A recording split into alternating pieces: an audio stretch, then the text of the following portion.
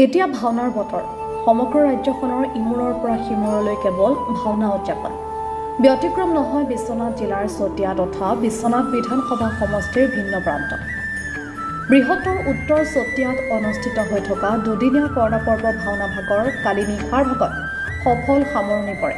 প্ৰথম দিনাৰ ভাওনা উৎসৱ ভাগৰ শুভ উদ্বোধন কৰে চতিয়া সমষ্টিৰ বিধায়ক পদ্ম হাজৰিকাই।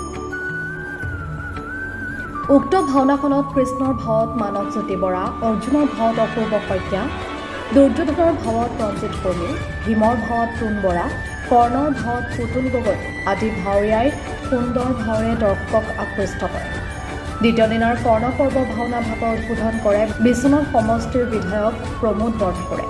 ভাওনা ভাগ উদ্বোধন কৰি বিধায়কগৰাকীয়ে ভাওনা ভাগ উদযাপনৰ কেইবাটাও দিশ সামৰি তত্ত্বগধুৰ তথা সাৱলীল বক্তব্য আগবঢ়োৱাৰ লগতে উত্তৰ চতিয়াৰ বৰনামঘৰ প্ৰাংগণত অনুষ্ঠিত হোৱা প্ৰথম বাৰ্ষিক ভাওনা উৎসৱৰ শলাগ লোৱাৰ লগতে উত্তৰ চতিয়াবাসীয়ে এনেহেন সুন্দৰ ভাওনাৰ আয়োজন অনাগত বছৰতো অনুষ্ঠিত কৰিবলৈ আহ্বান জনায়।